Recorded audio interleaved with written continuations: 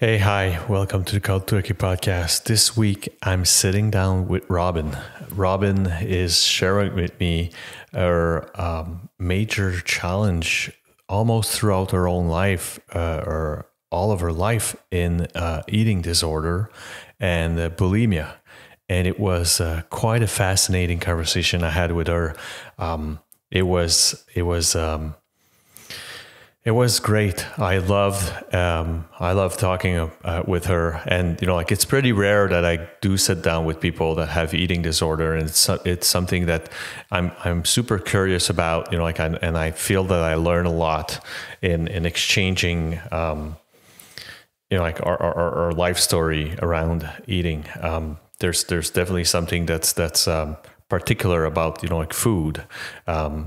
As a alcoholic or a drug addict, like I can actually, and I share that with Robin, I can actually spend the rest of my life without using alcohol or using drugs, while someone that has a food disorder cannot. So it was a great conversation I had with her. There's a few points that I wanna go through before leaving you with Robin. First of all, holidays are coming. I know for some of us it is a tough time. So know that I'm all in spirit with you, everyone.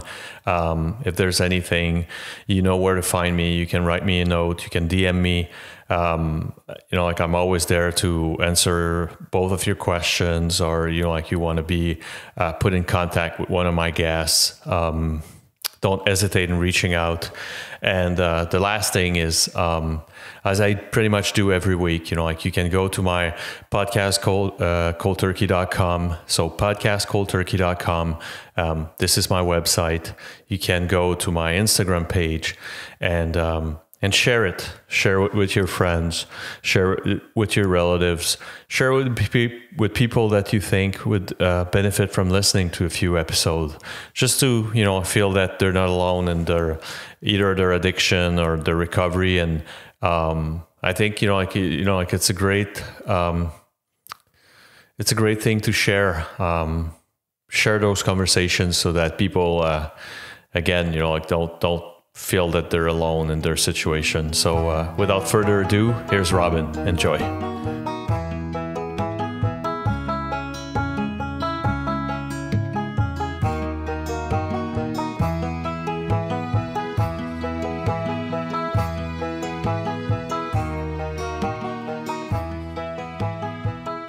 Hi, Robin. How you doing?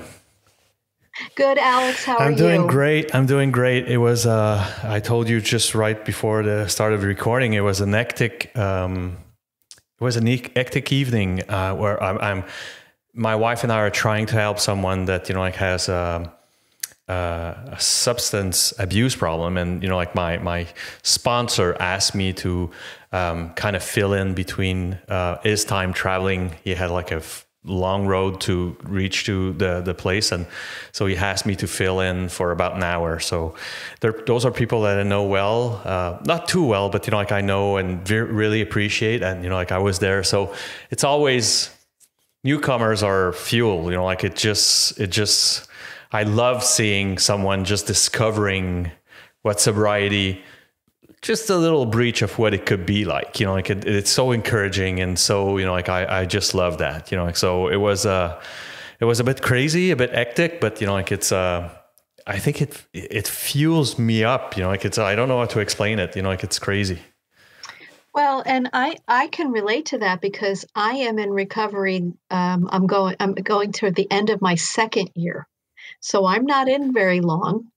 And so I find I'm still amazed at the clarity that I have for my life being in recovery, but also the challenges that I have facing my recovery.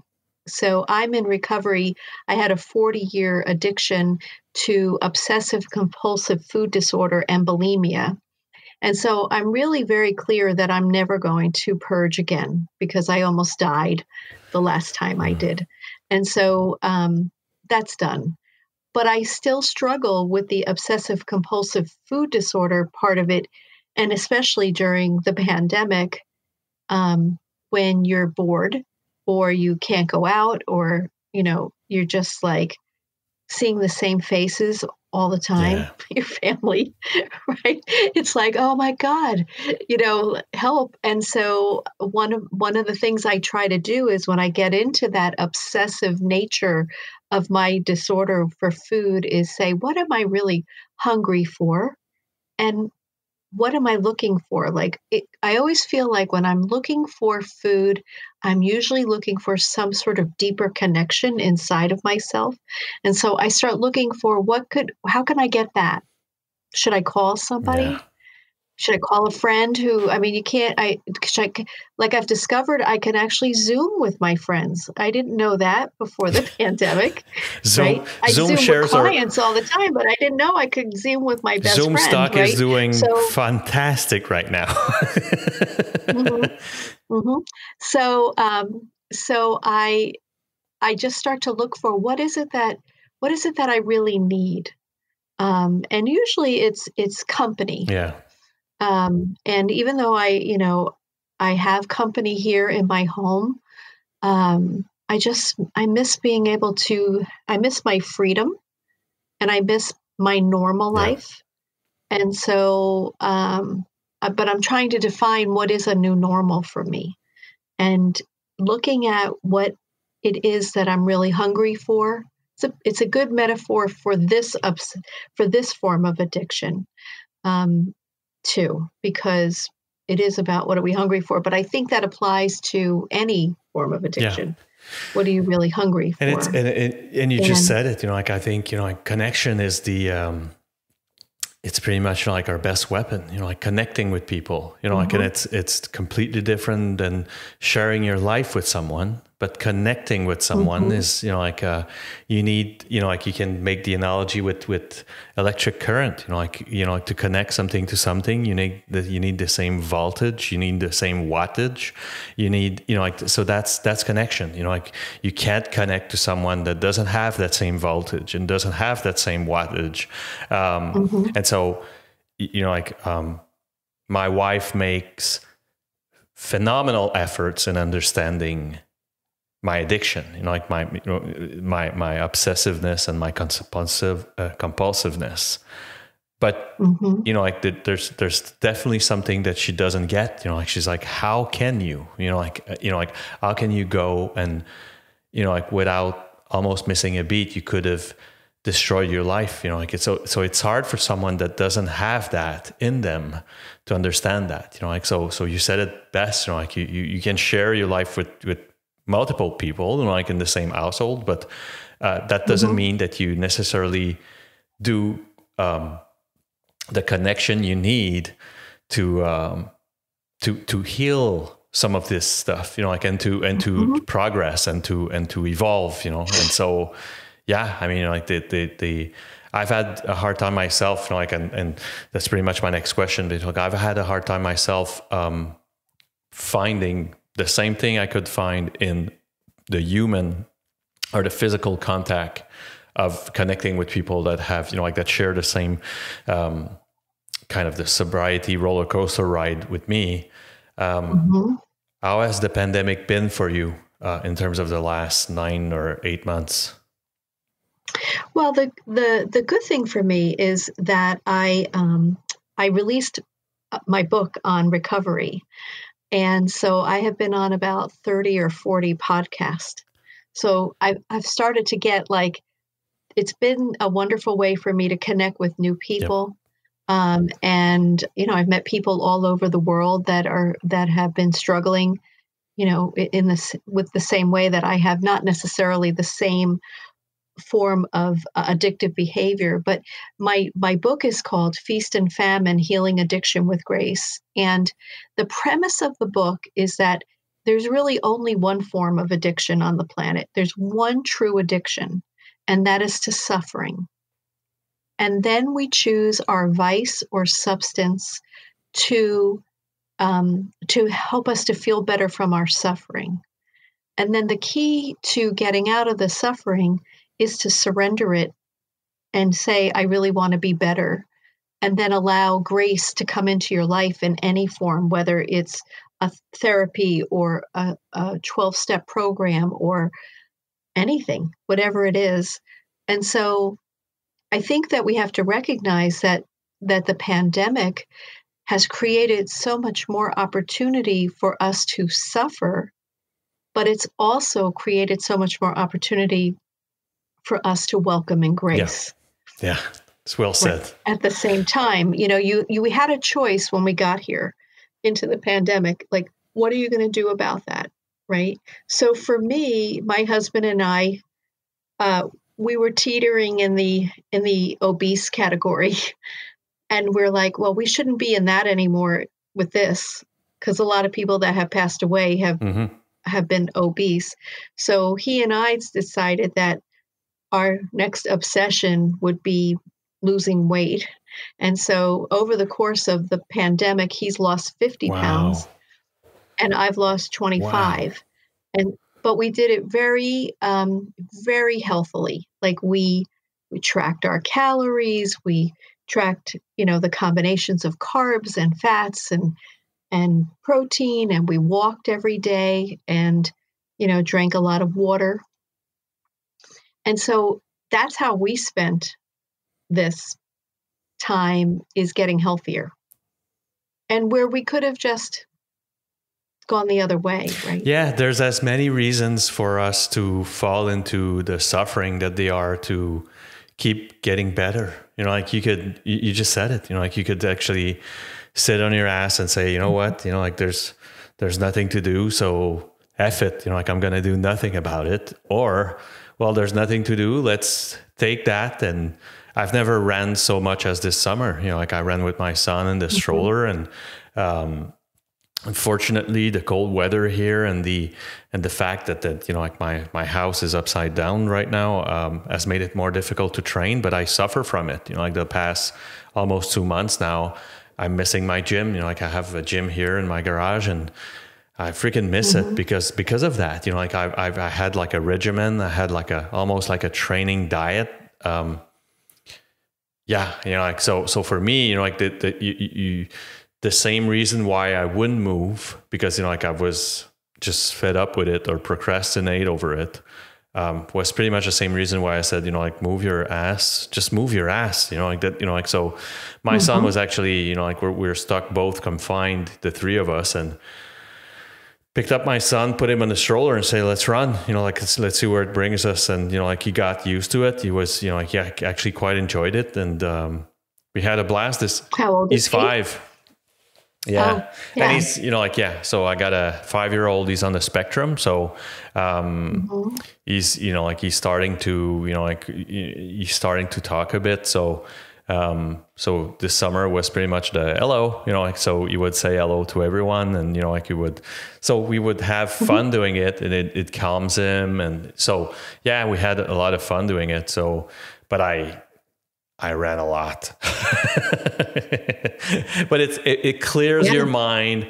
It just changes your mind. And like I said, like for me, it was the first few weeks were pretty damn tough. Like I found it really, really tough. And, like we have a routine in the evening where, like the three of us, we have like a huge shower. And so we would jump the three of us in there, and it was kind of our time for my wife and I to regroup and, like kind of, like clear the air on, like kind of our crazy life, and go, because we were both trying to work. We were considered a essential worker, even though, like we're not in healthcare or whatever, but the stuff we do, we had, like we were kept on the payroll. And we had our son that couldn't go to daycare. So yeah, it was kind of crazy, like dealing with our managers and, like finding ways to, like, okay, keep the kid busy. I'm going to do some stuff, and then, like switcheroo. And anyway, so it was just crazy. And so like that routine of, like 6 to 7, pretty much, like 6:30 to 7, where, like we all jump in the shower and we talk. I remember like 5-6 weeks in, I looked at my wife, like, that's effing crazy, like, and she's like, yes. And I'm more of the introvert type, like I don't mind being alone. My wife is the social type. So she was missing this way more than I did. But at the same time, I didn't have any alone time, because she couldn't go to any of her social gathering that she usually had scheduled. So, and just the fact of us looking at each other and saying how crazy it was and how, we felt like, pressure would explode. It just released everything. And it was like, okay, we're on the same page. We find it crazy, both of us. Just hang on tight, and hope for the best, Well, at the beginning of the pandemic, my 3 adult children came home. Ooh. From New York City. We're up in Connecticut. And that was so interesting, right? Because that could have either been a disaster or wonderful, right? Because we're empty nesters, right?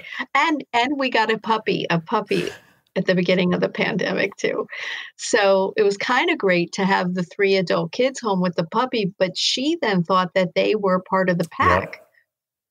And so when she sees them now, oh my goodness, she's just so excited because her whole pack is together. Yeah. But I thoroughly loved having them home. It was a lot of cooking for me, a lot of food shopping and a lot of cooking. But I said to them as they were leaving, I said, I just want you to know that this has been a really special time for me. I never thought I would have the 3 of you here again. Yeah. Right. They were there. Well, 2 are my kids. One is a significant other, but I never thought they'd be living in my home. And I just found that to be an incredible blessing. Especially if it went well. To have that time. Especially it did go well. It did go well. It was interesting.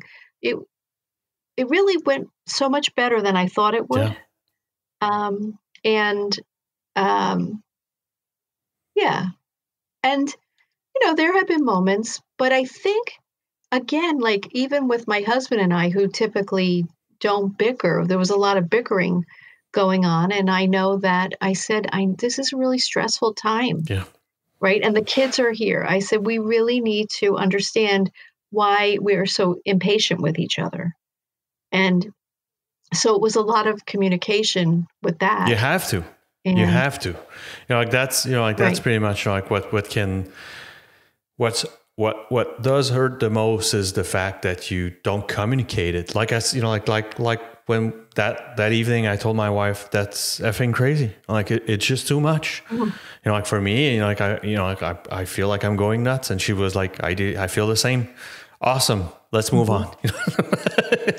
Well, and the thing is that, of course, you see the stress of the frontline workers and, what they're going through. But parents with school-age kids, like, what? Like, now they're teachers, right? Now they're daycare providers, and they're still working. Yeah. Like, I have a lot of empathy for that, that age group. Absolutely. I mean, mine is a preschooler, and it's funny. A stand-up comic here in Quebec said, before the pandemic, I really thought that I had my kids full time, before realizing that actually daycare had them 50% of the time. So I don't have them full time. And now that I did, I don't want them full time. Yeah. Well, it's hard. It is. And I think the kids want to be with their friends. Absolutely. Too. And not only that, I mean, the routine, just the, like your kid wakes up, like he knows that, he has breakfast with you, like there's that family routine that he enjoys. But after that, it's like, okay, let's go. Like there's something else going on. While confined, it was just like, holy cow. Okay, so I guess, you did the blocks, you did the tablet. My son is a huge fan of the tablet. We did the tablet. We did this game or that game, but what else? And you look at your watch, it's 8:00. He goes for his nap at 12. You're like, holy cow. I got to I got to find something for the next 4 hours. It was just, it's just crazy, you know, like, and these people, it's funny that you talk about the healthcare worker. It's not a lack of empathy, you know, like it's when I have a hard time, making that comparison because I know that I don't have that inside me. And I do understand that they're being overworked right now because, you know, like clearly, like we're getting reports that they're being overworked. At the same time, it's tough to make a comparison or just to kind of reassuring yourself that, okay, but the healthcare worker are, you know, working a lot, you know, like, and, you know, like putting their life on the line. Again, you know, like it's not a lack of empathy, you know, like I'm fully grateful that these people exist as a, you know, so much as a and then I was just thinking, what if they were healthcare worker, parent, teacher, daycare provider? Like, what if they're everything, like all mixed into one, right? I think the stress, I was listening to a young person talking about that she had a baby at the very beginning of COVID, and it's been a year and the child has barely seen another person except for the doctor for a year. Like family can't come in because, you know, babies don't have a well-formed immune system, this and that. And she's like, I wonder what's happened in this year, right? Like socialization skills, long-term and things like long-term that, impact of that is going to be, you know, like there's going to be doctorate thesis around the social and emotional long-term impact of what is happening right now. I'm convinced of that.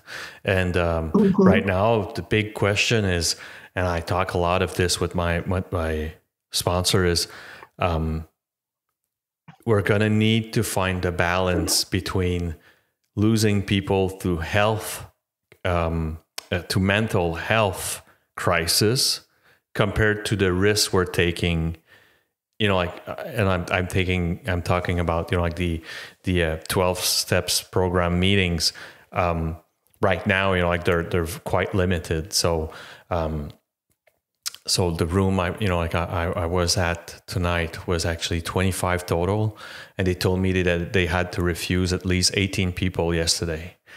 And so those 18 people, for some of them, they're literally at risk of relapse. You know, like if they don't find, you know, like if they don't have an ecosystem of people, or, you know, like a network of people that they can rely on. And so, and this is online? No, it was physical. And I I spoke to someone in Ohio that was able to, the public health system as deemed the meetings an essential service. Because I think it definitely is, you know, like we're hearing a lot about relapses. We're hearing a lot about distress, you know, like people being, you know, like in vulnerable position right now. And yeah, I mean, like, so, you know, like Zoom are great, but they don't necessarily suffice you know, like everywhere. So, yeah, I mean, just to hear that, you know, like it shocked me, you know, like we had to refuse 18 people at the door. I'm like, holy shit, you know, like that's way too many people that you have to, you know, like tell to go back home. And plus they came out, they made the effort. Yeah. Right. Yeah. All right. That's unfortunate. Robin, I'm going to rewind your life story tape as I do every week. And, you know, like I want you to bring me kind of at your first memory of what you would identify as, you know, like when I talk to people that have, you know, like that it is a substance abuse, and I'm so, you know, like I'm so curious about, you know, like food addiction. It's been more than a year, almost 2 years now that I've been running my podcast, and I, you know, like every single time, there's very few times that I had conversation about people with food, you know, like food addiction or food disorder, and I'm always super curious, and I know that, you know, like some of my listeners are going to enjoy that, but and I mean appreciate the fact that. I could live going through 15 years without alcohol and drugs. you can't go sober without Yes. having food. So, Right. like, so for me, like this is that kind of that thin line that you have to navigate through. But usually when I talk to my my alcoholics and my drug addicted people, I ask them, like, what's your first memory of, like when they touched the substance or they were impacted by someone using that, like that felt that they impacted them. So the equivalent of that would be, like, it would be bizarre to ask you what's your first memory of eating. It's a different kind of memory, because my first memory because it's a deprivation type of bulimia is an addiction where you're punishing yourself. Yeah. So right, where you're overeating, you're the victim, and then the victimizer by purging. And so my first remembrance of what of even thinking about food was when I was 7 years old. I was in camp, and my mom summer camp, and my mom told my counselor that I was getting a little chubby and that I needed to be on a diet. And so all the other kids could eat whatever they served, but the only thing I could have all summer was Jell-O. And I remember getting so angry and running out of the camp doors and slamming them because I was so humiliated. And so it became this idea for me that suffering from humiliation became the story of my life. And I started to have these experiences. I counted them one time that I could remember of over 20 times where I was humiliated in public like that. By your mom And or by family members? no, Okay. just anybody. Okay. Anybody. Just this idea of standing in my, so here's another one in 5th grade. And they may sound so innocent, but they all add up, right? In 5th grade, we were playing kickball in the courtyard, and I kicked a home run. And coming around third base, I was wearing a kilt, and my skirt fell off, and everyone was laughing at me. And so this started to create this energy in me of a suffering from humiliation. And so, so the first time that I ever overate and purged was when I was in high school, when I was actually stoned. And there was all this food, and I just pigged out like everybody else, right? But then I went to the bathroom. Munchies, right? I went to the bathroom, and I realized if I stuck my fingers down my throat, I wouldn't gain weight. And so that became like a trigger for me that, well, maybe I could eat whatever I want, and if I purged, I wouldn't gain weight. But here's the real deal about that. Bulimia is not a weight loss tool, because what happens is your body starts going into starvation mode. If you're eating and throwing up, your body's saying, well, wait, is there more food coming? Maybe not. Is she going to keep this food? Is he going to keep this food? Maybe not. So we just got to hold on to whatever calories we can. Yeah. So basically, people with bulimia are actually usually heavy, because your body shuts down and says, I better hold on to every last ounce of fat because we don't know whether she's going to give us food. Wow. And so, really was in high school that I started doing that, and I just kept doing it. And what I came to understand when I was writing my book is because I kept having these humiliation experiences where I would be deeply humiliated, I started to think, so this is on the subconscious level, not consciously, because I didn't know what I was doing, that if I overate and purged, I was actually humiliating myself. And in fact, after I would purge, I'd look in the mirror and I'd go like this, Alex. I'd like roll my eyes at myself, like like, oh God, what's wrong with you? And so that what's wrong with you and that terrible feeling was my way of humiliating myself before anybody else could. And so being like almost ashamed of yourself all the time. Yes, all the time.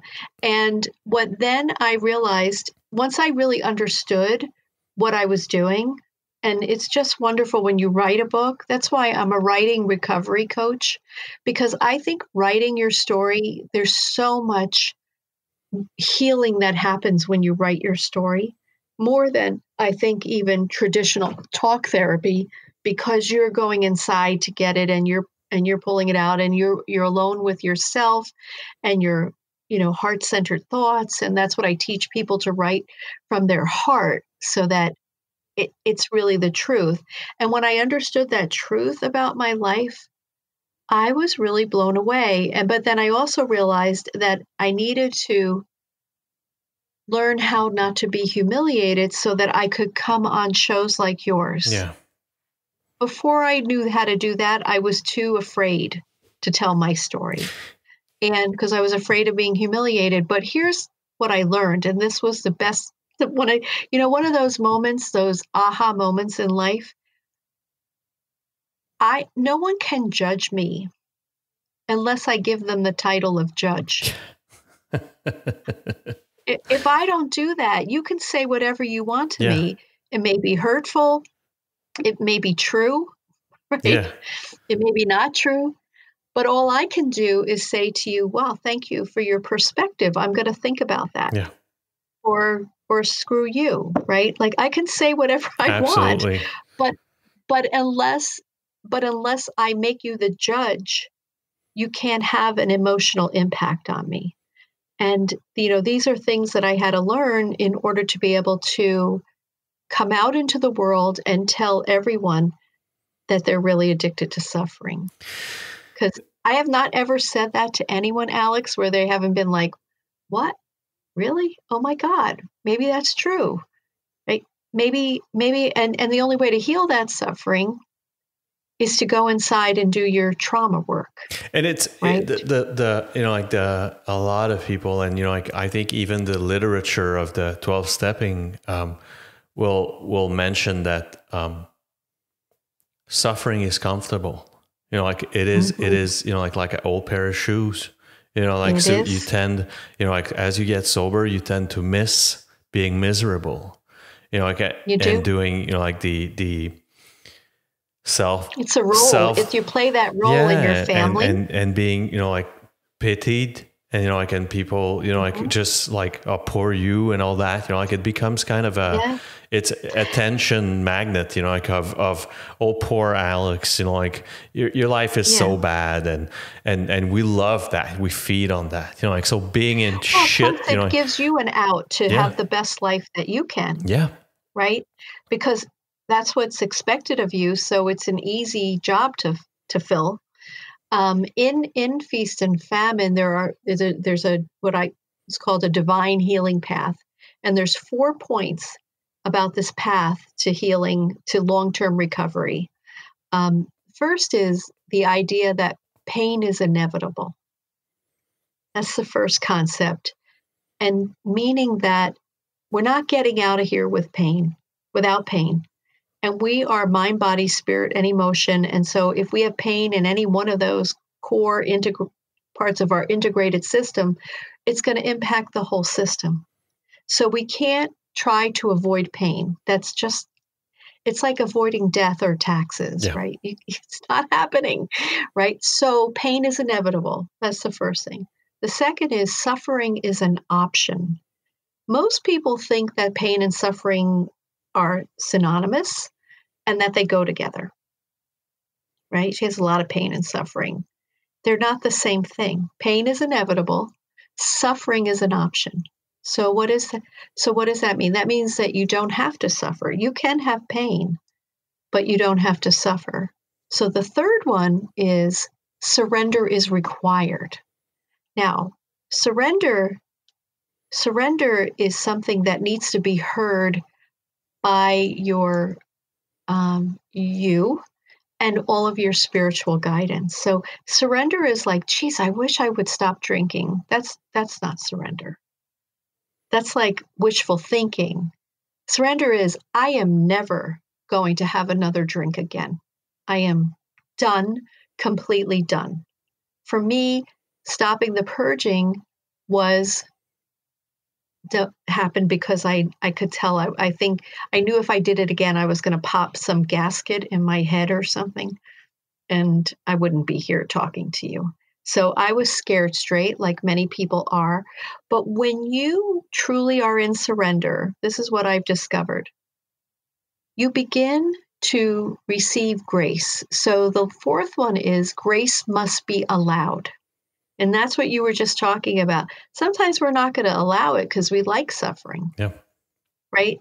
It's a role we've played. We're good at it. If we get better, if we surrender and we start to get better, that means we have to work harder. We have to go back and look at our trauma. And maybe we're not quite ready to do that yet.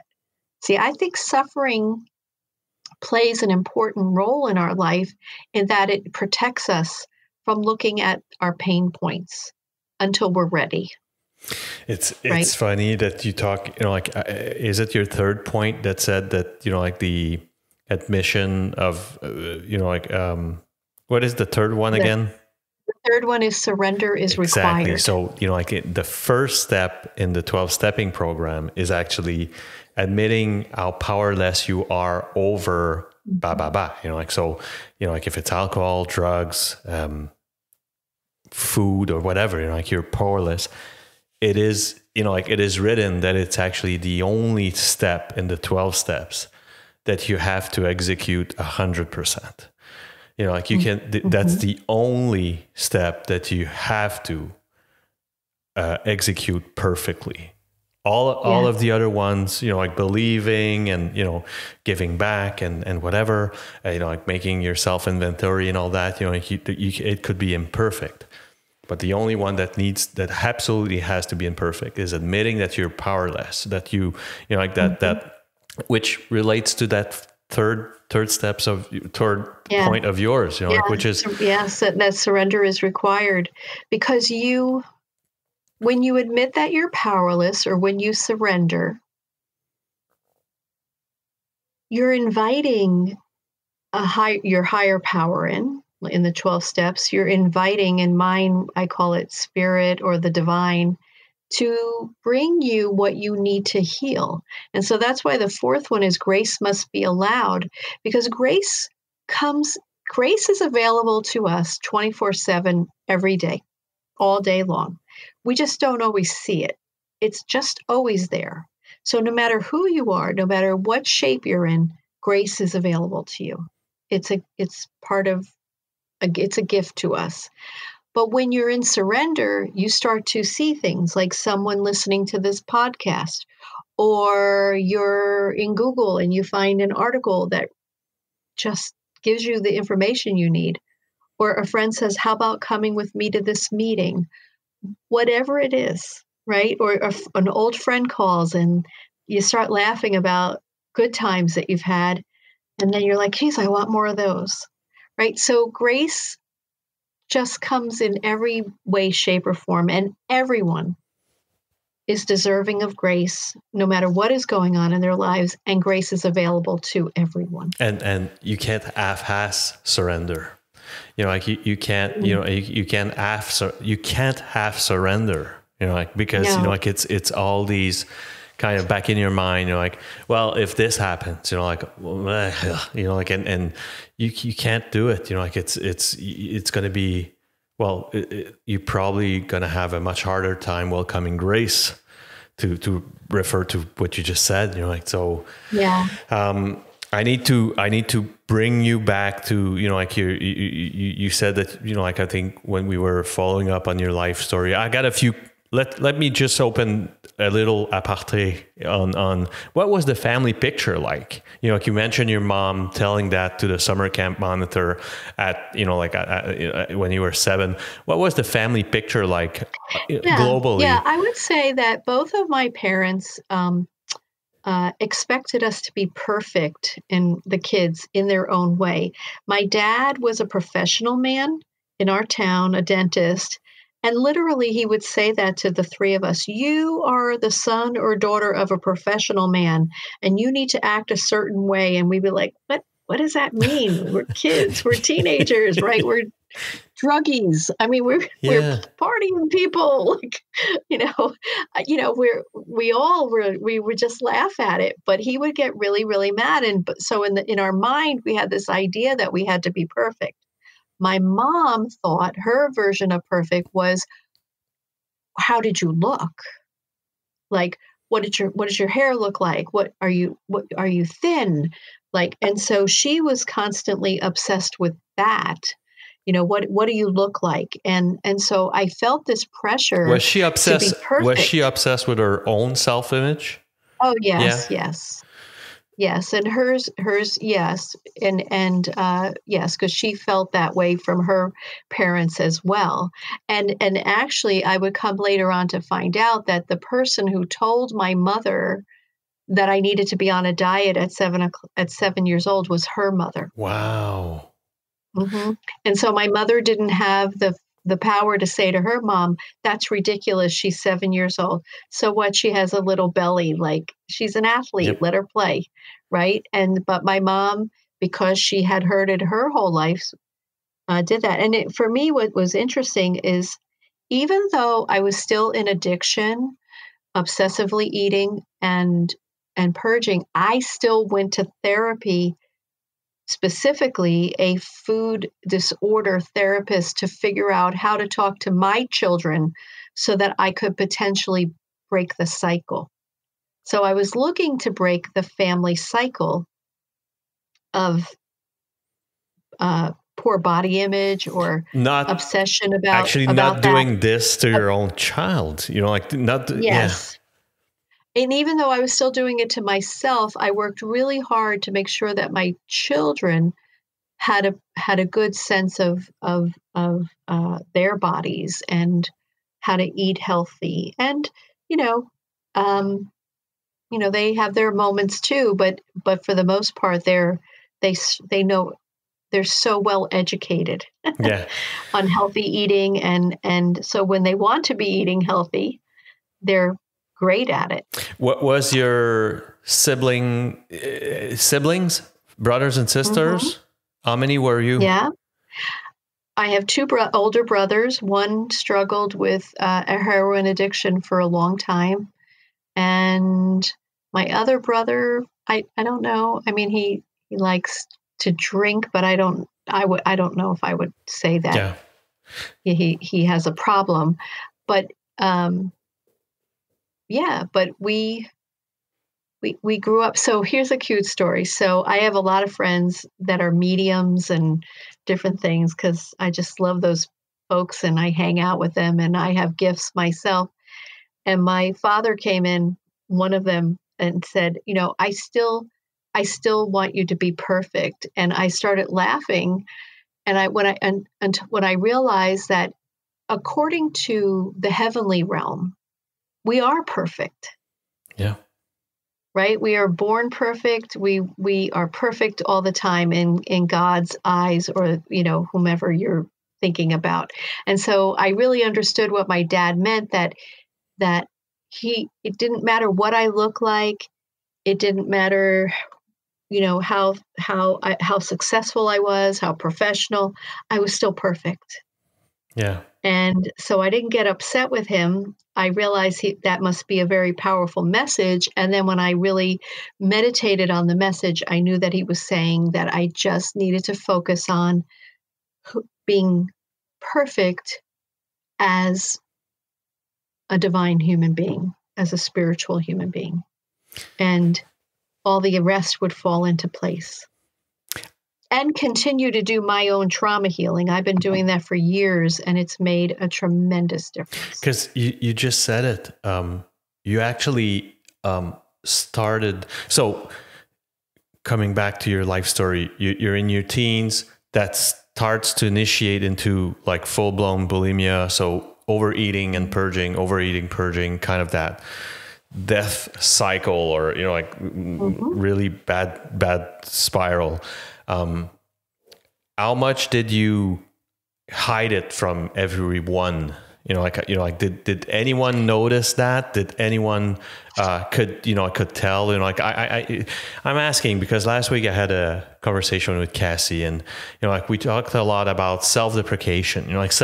How do you, she told me, and she shared that she felt that she was almost like she felt like she was a piece of shit, her self-image was so bad, that she felt, and at the same time, the way she was describing that to me, I was just imagining the scene, and I was wondering, if we would have asked these people, what do you think of Cassie? And she said, well, she's a great gal. She hangs around and she's with us and she's having fun and so on and yada yada. But at the same time, you got that young lady just thinking that she's the worst piece of shit, that she's not worth it, but she smiles and, she plays it, you said it, perfect, she has the perfect image. And I was thinking of, you have that image of the full gut look, like all in black and, just introvert in the corner, like the outcast. And she was not, she was just part of the group. Listen, I was president of my high school class.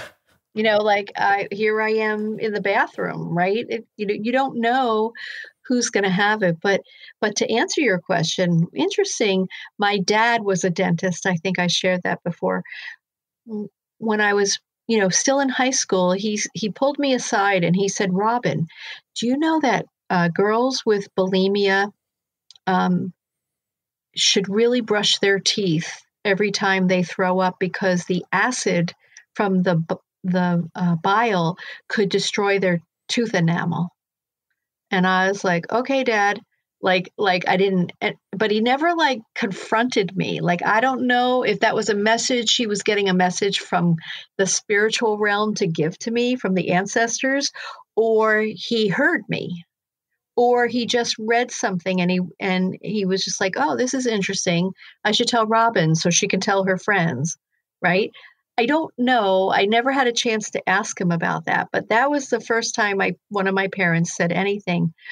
And then I believe, Alex, that we choose our parents on the spiritual realm before we get here, because we want to live a certain life and our soul wants to accomplish a certain existence. I believe that we are a soul being having a human being experience. And so I picked my mom to give a Tony Award winning performance as the person who would drive me nuts about eating my whole life. And finally, when I started to be looking towards, even when I was still not in control, I said, "Ma, you can't talk to me about food at all. You can't tell me I look thinner. You can't tell me I look fatter. You can't ask me what I'm eating. The conversation about food is off limits with you because it triggers me." And so I had to tell her about my food addiction. I had told my husband years before because I needed someone to know. And then finally my mom finally got it and she stopped talking to me about it. And even in my recovery, I don't have that conversation with her.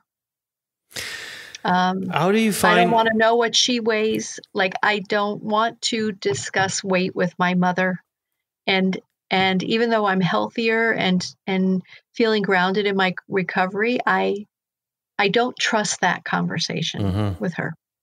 Which is a great, which is a fantastic benefit and gift from sobriety, from recovery. This is a fantastic gift, is to see stuff come, from further away, so for me, it was, I could pick 100 example of that, first time I went in a bar, you have to be grounded enough to say, I'm not going to have a drink. I had to be there. One of my old friend wanted me in the bar because he was playing in a band and wanted to show off and whatever. But the first time I went, I think I was a few months in my sobriety, and remember just like obsessing about, like, so I went at the bar, shook the bartender's hand, said, "My name's Alex. What's yours?" "Bob." "Okay, Bob, I can't drink." The guy must have thinking I'm a nutcase. He was like, "What the hell?" "I can't have alcohol tonight." "Do you get it? You get it? Okay, you're going to be my bartender for the night. Give me a Perrier or sparkling water, whatever, but I can't have a sip of alcohol." I was panicking. Yeah. And so 15 years later, and a few visits to bar for whatever reasons, like going to a restaurant and they say they serve alcohol and all. There are moments where I can see not thirst for alcohol coming, but stuff that could, as you said, trigger me, or me feeling like more. And it's funny, I think it was the first month, maybe the first 6 months that I was with my wife. We went to a wedding of one of her good friend, and my wife doesn't have any problem with addiction, but it was like it was a wedding, so a lot of booze, a lot of everything in there, and a huge party, And by 11 o'clock, I pretty much had enough, so. But I lasted waiting for my wife, which was having a blast on the dance floor. I think it was until like 1:30 or something. And so by that time, my gasket, wants to explode. I'm just going crazy, because it's too much. And it's hard. It's hard to be at a wedding where everybody's drinking. Yeah. My husband and I were noticing that there is so much drinking on TV and streaming. I mean, it's like they drink when they're sad. They drink when they're happy. They drink when they drink.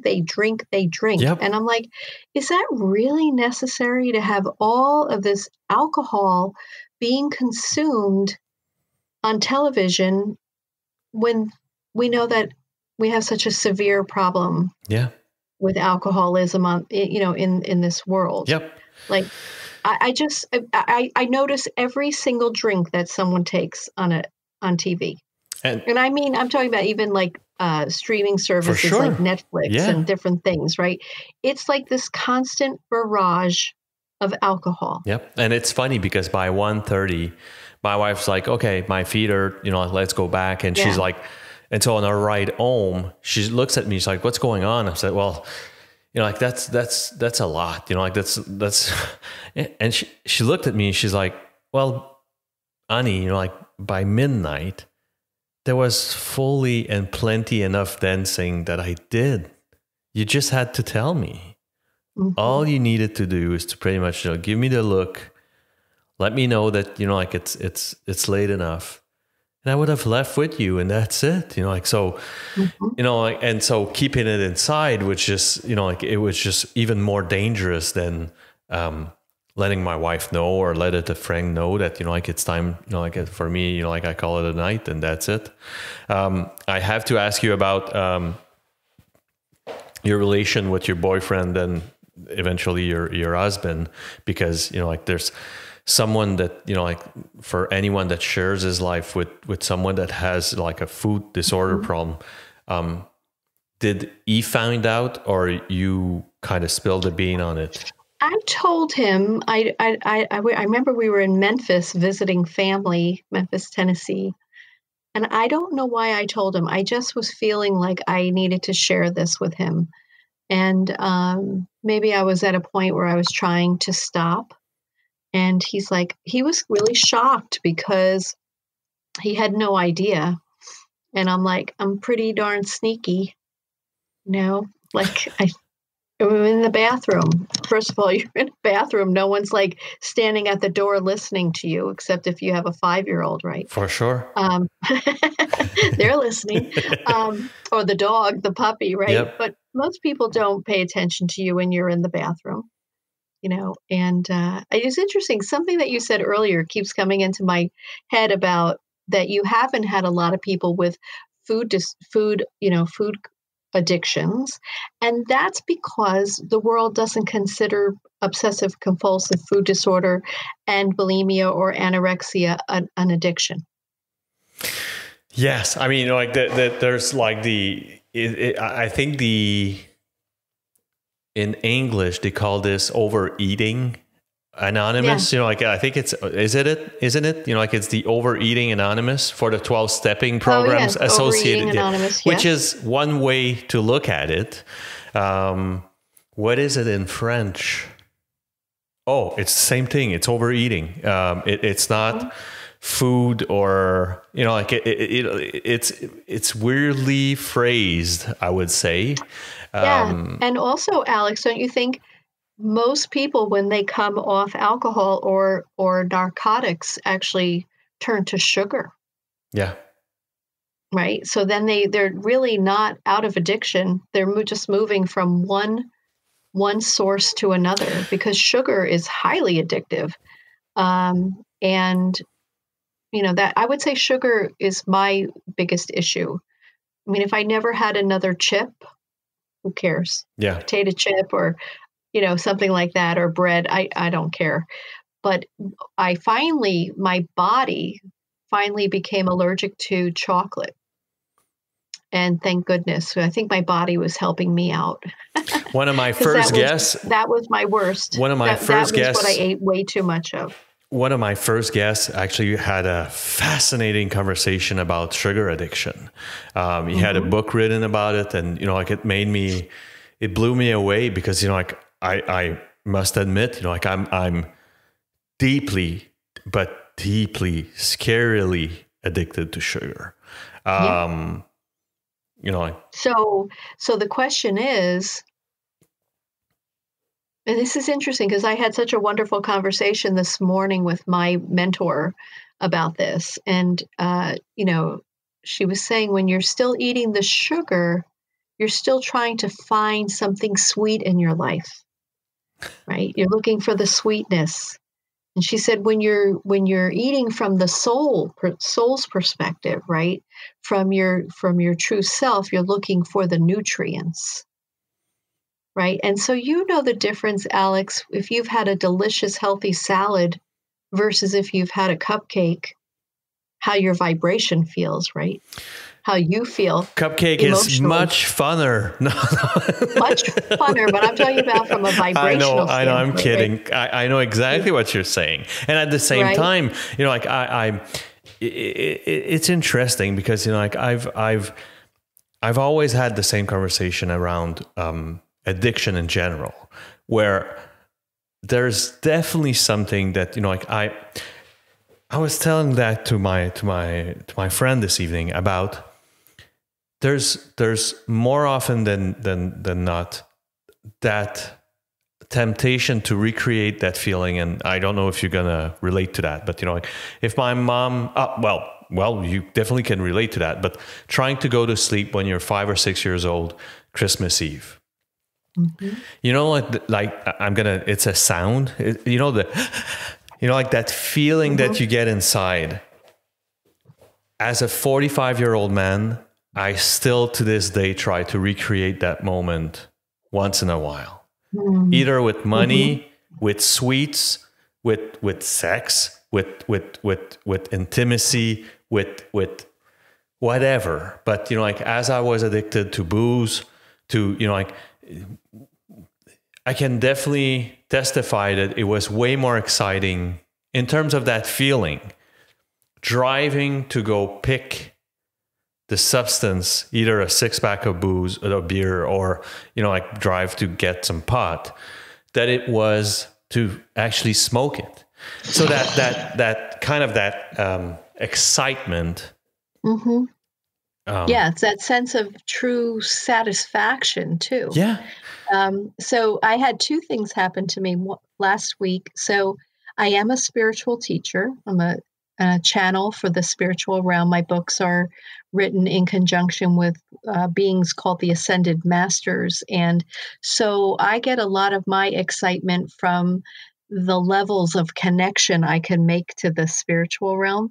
And the other day I was driving, picked my dog up from doggy daycare and coming home, and I had just made an important decision for my life and feeling good about it. And then I was coming around a corner, and the hawk is my power animal.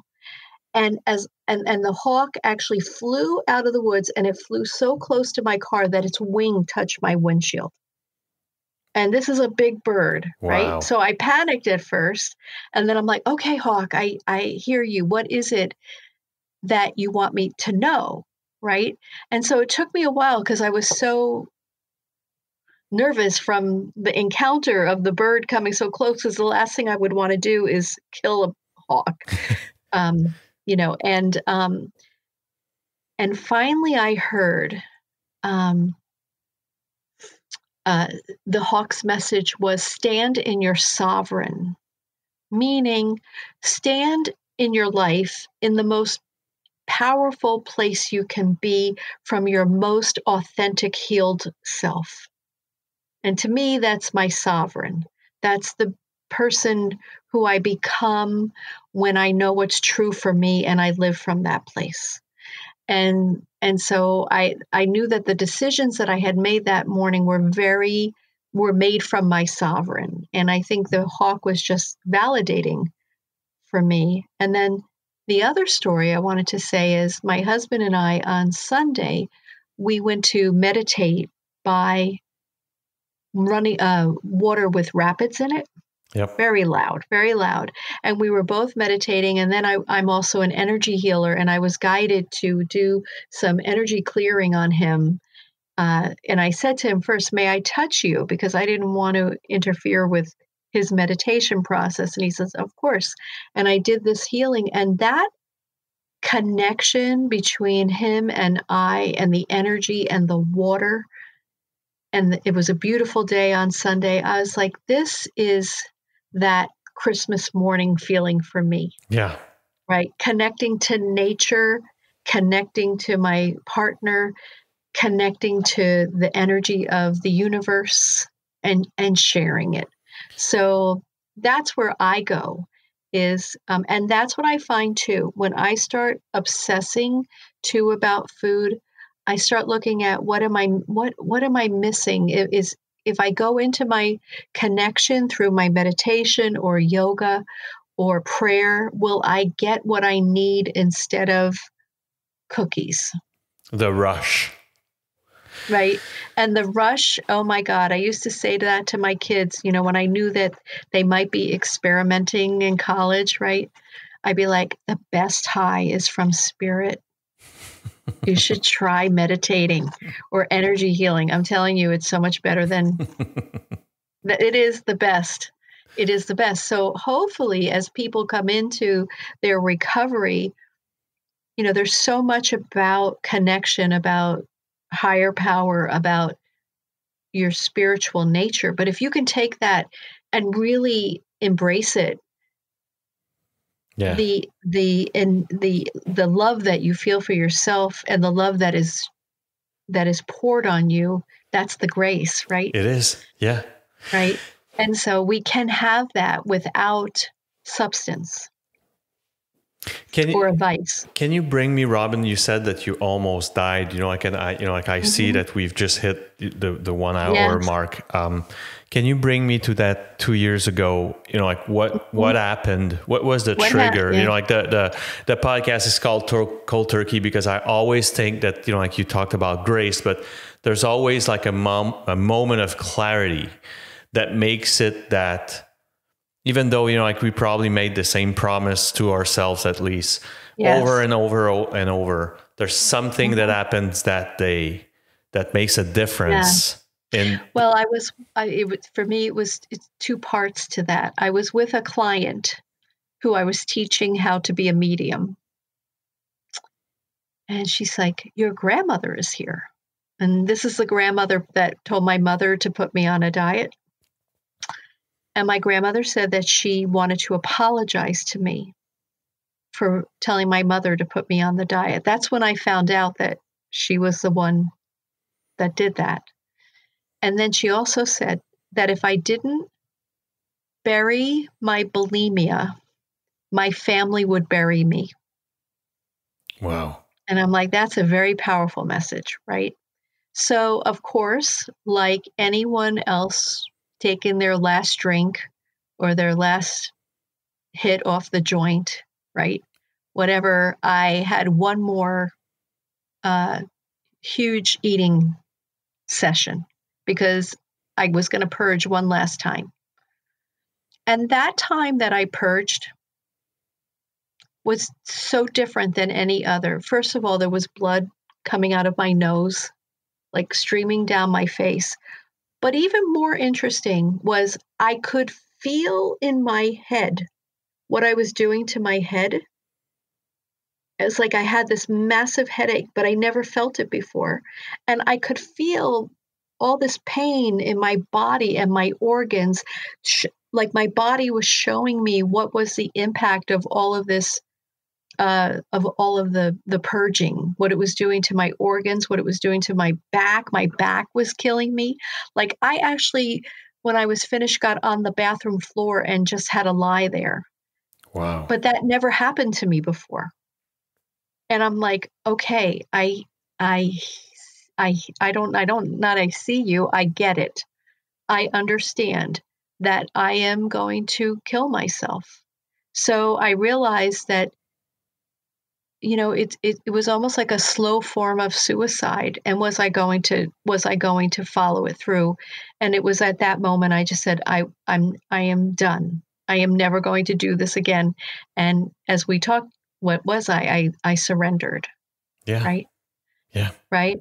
And then the grace came, and because the first time I wrote Feast and Famine, I was in addiction.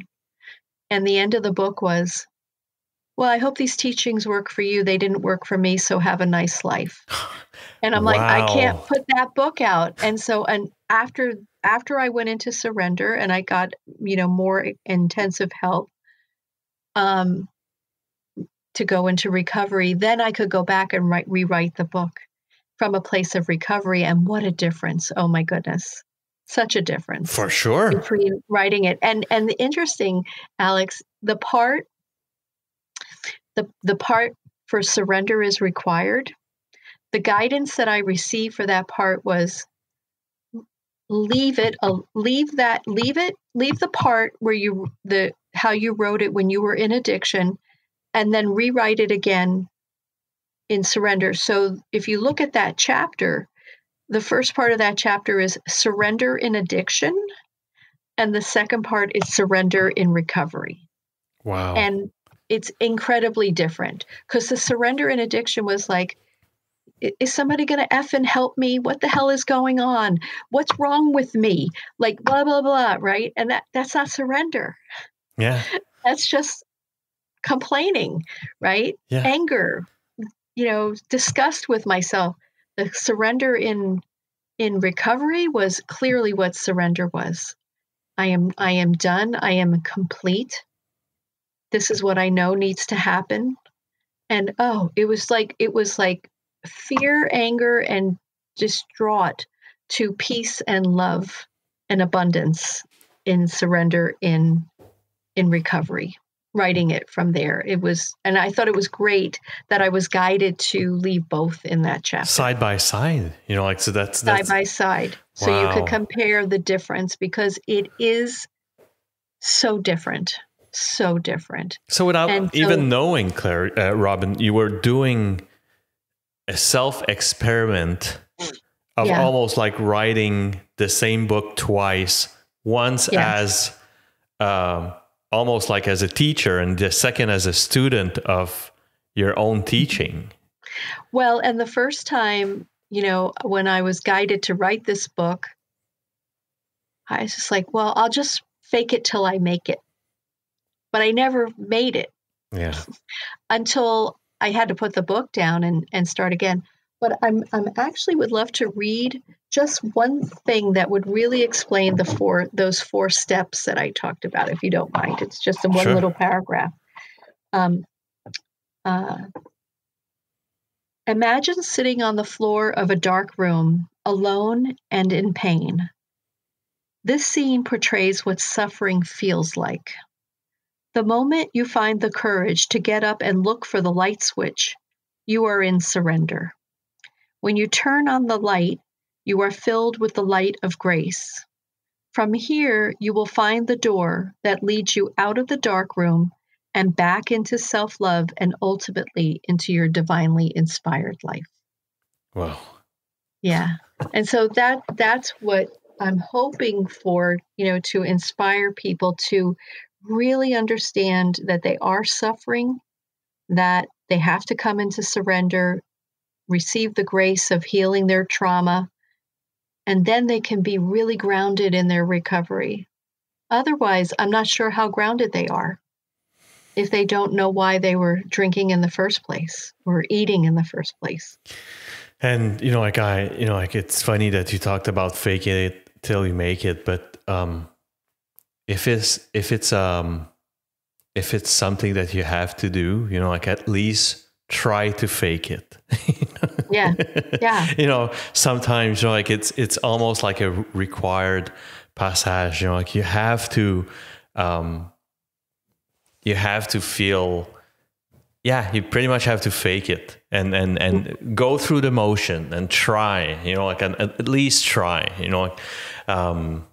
and as surely a lot of my listeners, it was fantastic talking to you, Robin. Thank you. It was Thank really, you so much. It was really great.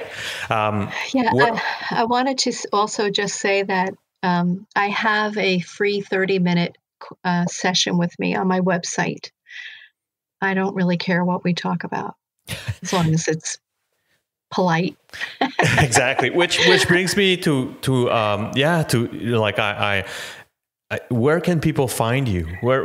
So my website is a play on my last name, Clare. So it's Clarity, CLARE, my last name -ity.com. So clarity.com. And then I'm also in Instagram and Facebook, Clarity by Robin.